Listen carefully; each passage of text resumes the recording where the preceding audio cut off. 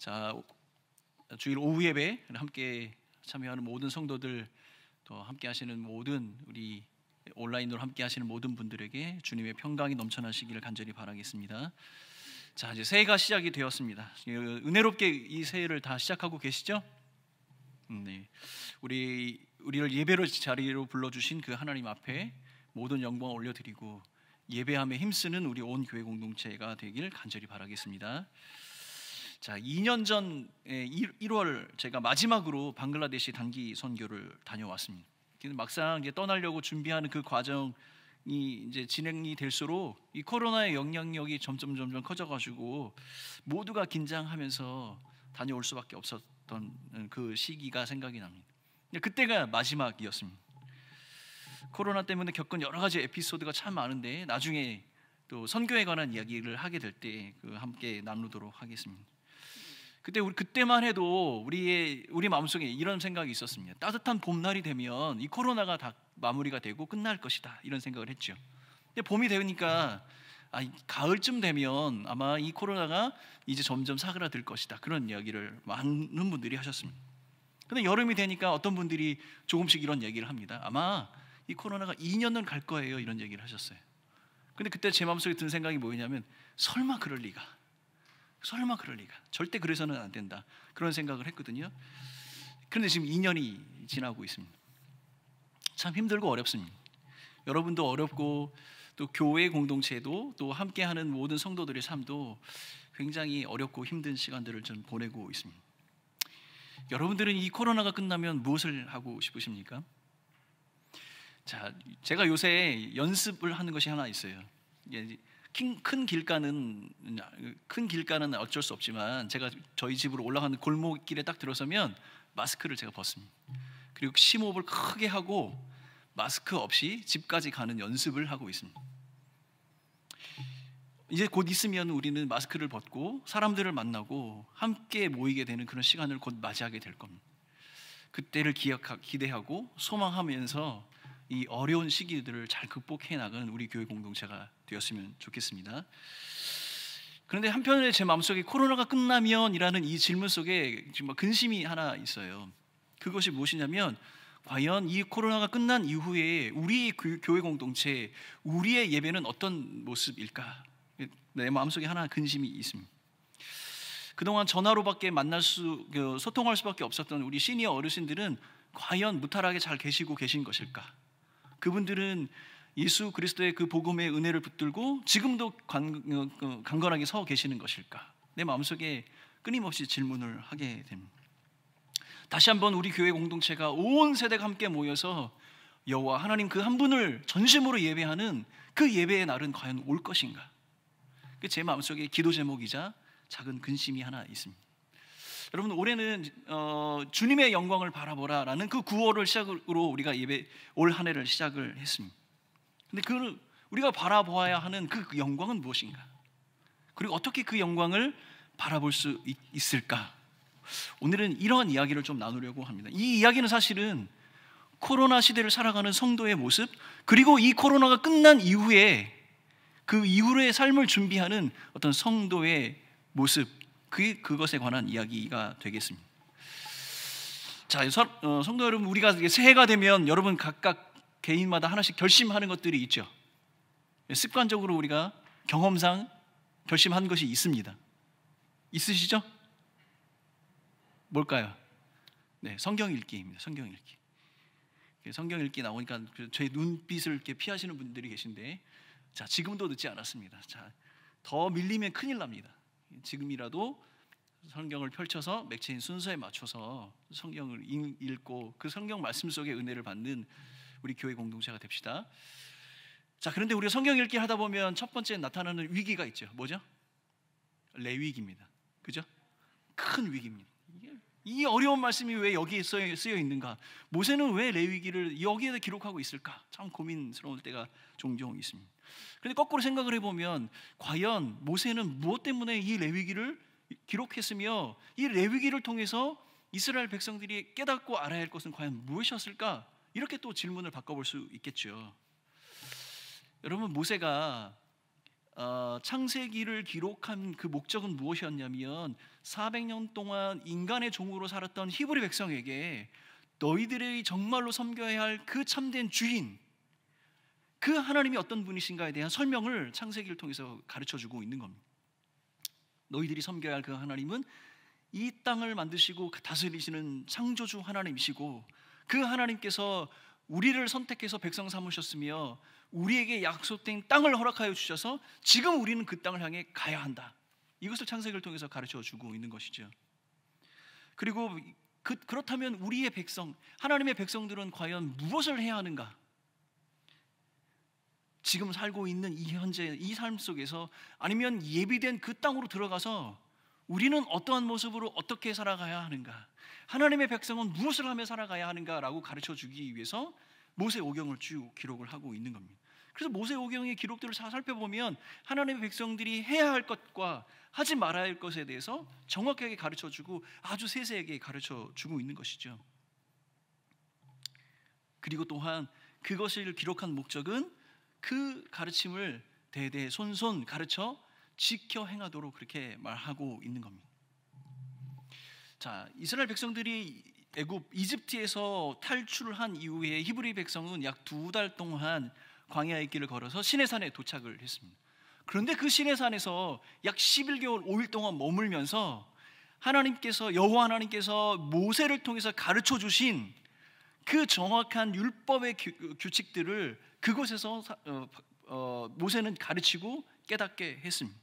근데 그것이 구체적으로 어떤 것이었냐면, 여호와 하나님을 어떻게 제사하며 그 하나님이 기뻐하시는 제사는 무엇이며 어떠한 곳에서 어떠한 방식으로 누가 그 제사를 드리는가에 대한 이야기를 쭉 11개월 동안 가르치고 있는 겁니다.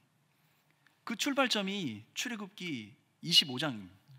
출애굽기 25장은 증거궤, 언약궤가 놓여있는 그 성소를 어떻게 만들 것인가에 대한 이야기를 하고, 26장에는 그 성소를 덮는 성막은 어떻게 지어져야 하는가, 27장은 제사를 드리는 이 제단, 그리고 그 성막의 뜰은 어떤 모습인가에 대해서 가르쳐주고 있습니다. 그리고 28장은 그 제사를 드리는 이 제사장이 입어야 할 의복은 어떠한 모습인가에 대해서 가르쳐주고 있어요. 근데 여러분 읽어보시면요, 아주 세세하게 재질과 색깔, 액세서리까지 하나하나 다 규정대로 그것이 정해져 있습니다. 함부로 그렇게 임의대로 그렇게 정해진 것이 아니라 하나님께서 세세하게 그 모든 것을 모세를 통해서 가르쳐주고 있는 겁니다. 여러분 29장에는요, 출애굽기 29장에는 이 제사를 섬기는 제사장은 어떤 사람이어야 하는가에 대한 이야기가 나옵니다. 아론과 그 아들들이어야 하며 그들에게 또한 제물을 어떻게 나눠 주어야 하는가까지도 기록해 있습니다. 그리고 출애굽기 36장부터는 실제로 모세를 통하여 여호와 하나님께서 가르쳐 주신 이 예배를 드리는, 제사를 드리는 그 모든 과정과 그 기물들이 정확하게 순종하는 마음으로 실제적으로 만들어지는 모습들이 기록이 되어져 있습니다. 그리고 출애굽기 40장 드디어 이 말씀하신 그 성막이 완성이 되었습니다. 기록된 재료 크기대로 다 만들어졌다. 성경이 이렇게 말씀하고 있습니다. 여호와께서 명하신 대로 모든 역사를 마쳤다, 이렇게 되어 있습니다.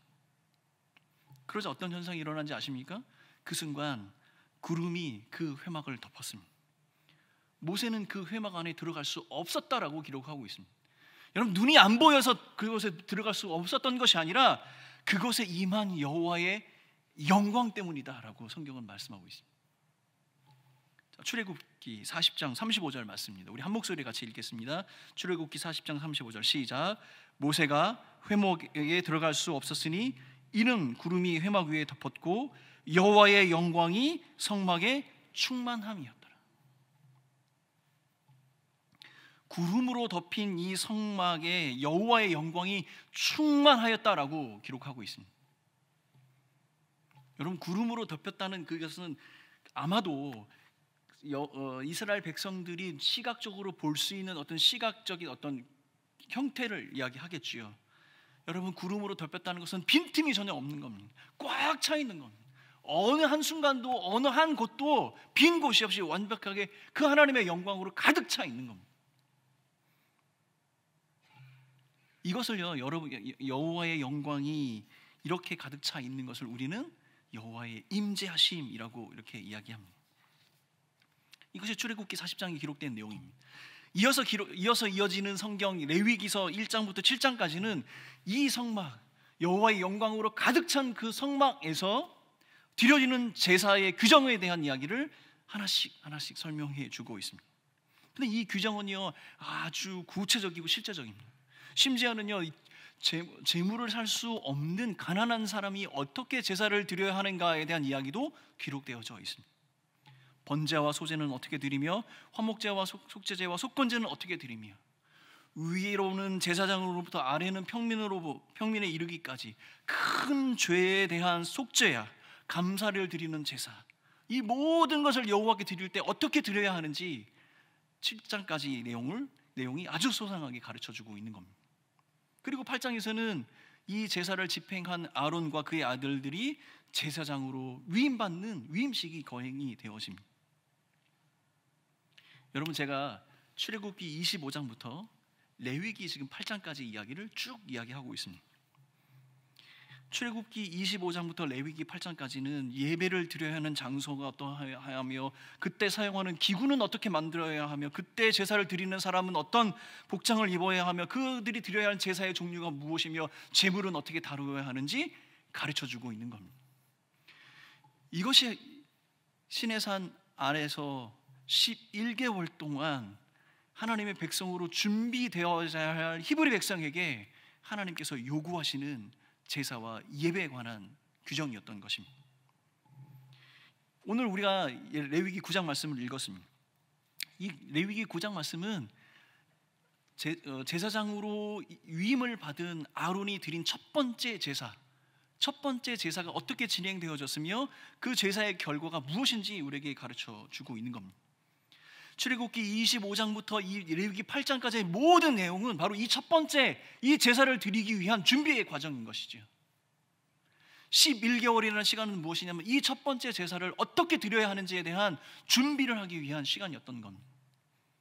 하나님께 드리는 예배가 그렇게 즉흥적으로 우리의 감정이나 우리의 생각을 녹여내기 위해서 그렇게 만들어진 것이 아니라, 이런 긴 시간을 하나님께서 아주 세세하게 계획하고 준비하셔서 그들이 마땅히 드려야 할 예배가 무엇인지 분명하게 가르쳐 주었다는 겁니다. 오늘 본문의 첫 번째 제사를 드린 이후에 이렇게 이야기가 이어지고 있습니다. 아론과 모세가 속죄제와 번제와 화목제를 마치고 나왔습니다. 그리고 이 모든 과정이 모세를 통하여서 여호와께서 명령하신 것과 같다라고 이렇게 기록되어져 있습니다. 레위기 9장 23절 말씀입니다. 함께 읽겠습니다. 레위기 9장 23절 시작. 모세와 아론이 회막에 들어갔다가 나와서 백성에게 축복하며 여호와의 영광이 온 백성에게 나타나매. 모세와 아론이 제사를 마치고 회막에 나와서 백성들을 향하여 축복합니다. 그때 여호와의 영광이 온 백성에게 나타났다, 이렇게 말씀하고 있습니다. 여러분, 이 나타났다는 이 동사 안에는요, 이 히브리어의 특징입니다. 이 동사 안에는 남성 3인칭 단수의 동사가 사용이 되어져 있습니다. 그것이 무엇이냐면 여호와의 영광이 나타났다는 이야기는 그가 나타났다는 이야기입니다. 그가 누구입니까? 바로 이 제사, 이 예배를 받으실 하나님, 그 하나님께서 그 영광 가운데 그들을 가운데 임재하고 계셨다는 겁니다. 여호와의 영광은 바로 여호와 하나님의 임재를 표현하는 방법입니다. 이 불이 여호와 앞에서 나왔다 이렇게 얘기합니다. 그곳에 계셨습니다. 그곳에 계신 여호와 하나님께서 그 제사를 받으시고 불같은 영광을 그들 모든 백성에게 보여주신 것이죠. 사랑하는 성도 여러분, 우리가 올 한 해를 주의 영광을 바라보라라는 주제로 이제 시작을 했습니다. 근데 여러분, 이 말의 뉘앙스를 자세히 살펴보면 이런 느낌이 있어요. 우리가 볼 수 있는 것을 보는 그런 느낌. 그럼 오늘 성경 말씀을 보면은 여호와의 영광이 우리들 안에 나타나실 때, 그가 우리 안에 임재하실 때, 그가 우리에게 드러내실 때 우리가 그 영광을 볼 수 있게 되는 것이죠. 그럼 우리는 이렇게 생각해 볼 필요가 있습니다. 여호와 하나님께서는 언제 어떻게 자신을 나타내시는가? 그는 언제 어디에 임재하시는가? 어떠한 방식으로 그의 영광을 우리에게 보여주시는가? 이것을 우리가 생각해 볼 필요가 있겠죠. 사랑하는 성도 여러분, 오늘의 본문의 말씀을 쭉 살펴보면 여호와의 영광은 성도가 예배하는 곳, 하나님이 기뻐하시는 그 예배가 실행되는 그곳에 하나님의 영광이 나타나는 것입니다. 전심으로 드려진 예배, 그 예배 가운데 여호와께서 임재하시고 그의 영광을 우리에게 보여주시는 것입니다. 우리가 영과 진리로 예배를 드릴 때 우리의 감정이나 어떤 우리의 필요나 우리의 생각을 녹여내는 것이 아니라 그 예배를 받으시는 하나님, 그 하나님께 온전히 집중하여 있을 때 우리는 그 영광을 보게 되는 것입니다. 출애굽기 25장부터 레위기 9장까지 이 긴 호흡으로 이 본문을 읽어보면 이 예배를 하나님께서 어떻게 기획하시고 어떻게 준비하시며 이 예배를 통해서 하나님께서 무엇을 요구하시는지 우리는 알게 되는 것입니다. 사랑하는 성도 여러분, 우리가 하나님이 기뻐하시는 그 예배를 드릴 때, 우리 공동체가 그러한 예배의 현장이 될 때 우리는 주님의 영광을 바라보게 되고 그 영광을 맛보게 된다는 것입니다. 한 가지 질문을 여러분께 드리겠습니다. 이 질문은 제가 이 한 주 동안 성경 말씀을 묵상하고 설교를 준비하면서 내 마음속에 떠오른 질문입니다. 여러분, 선교가 중요합니까? 예배가 중요합니까? 굉장히 철학적이고 어려운 질문인 것 같습니다. 아무도 대답하실 준비를 하지 않네. 여러분, 선교가 중요합니까? 예배가 중요합니까? 이 아주 개념이 없는 질문입니다. 모두 다 중요하죠. 다 중요한 겁니다. 근데 제가 선교사 출신 목사로서 제가 정답을 말씀해 드리겠습니다. 예배가 더 중요합니다. 근데 오해하지 마십시오. 우리는 아무것도 하지 말아야 한다는 그 말씀을 드리는 것이 절대 아닙니다. 근데 제가 묵상하면서 이렇게 생각을 했습니다. 예수 그리스도께서 다시 오시는 그날, 하나님의 나라가 이 땅에 이루어지는 그날, 하나님의 영광의 은혜를 맛보는 우리 그날, 우리가 했던 그 모든 선교와 우리의 사역은 다 마치게 되지만 하나님께 드리는 그 예배는 영원하며 우리 예배를 받으실 그 하나님과 우리는 영원히 함께 있게 된다는 사실, 우리는 그것을 기억해야 합니다. 그러므로 여러분, 성도에게 허락하신 가장 중요한 사명 중의 사명은 무엇이냐면 바로 예배자가 되는 겁니다. 이 땅에서 우리가 하루를 살아가는 이 한 날은 하나님 앞에 서는 그날, 영광의 찬송으로 예배를 드리는 그날, 우리의 온 마음과 정성을 다하여 드리는 그 예배의 그날을 연습하는 하루가 되어야 하는 것이죠. 그것을 하나님을 만날 준비를 하는 겁니다. 그러므로 우리는 목숨을 걸고 예배를 사모해야 하겠습니다. 앞에 선 사람이 어떤 찬양을 부르고 어떻게 인도를 했고 그들의 표현이 무엇인지 거기에 집착하지 마십시오. 그리고 우리의 예배의 환경이 어땠고 인터넷으로 아니면 현장에서 예배를 드렸고 그런 환경을 탓하지 맙시다.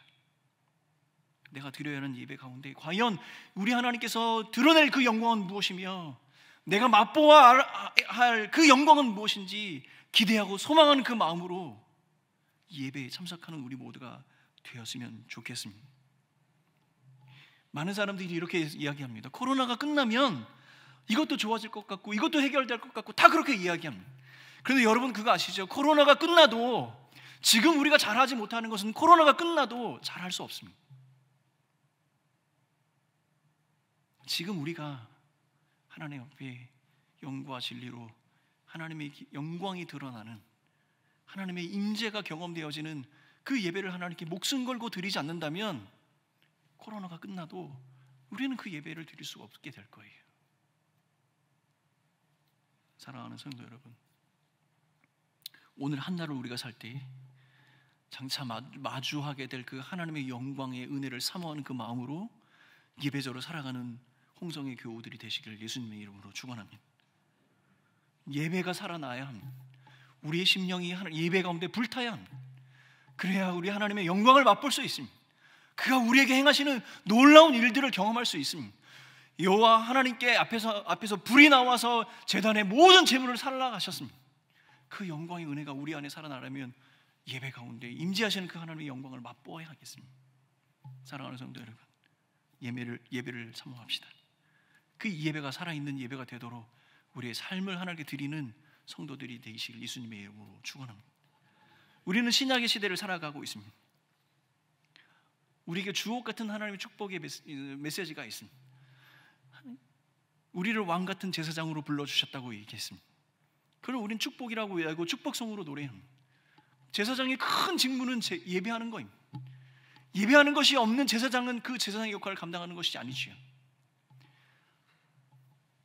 로마서의 말씀 속에서 바울은 우리에게 우리의 몸을 하나님이 기뻐하시는 거룩한 산 제물로 드려라라고 말씀하고 있습니다.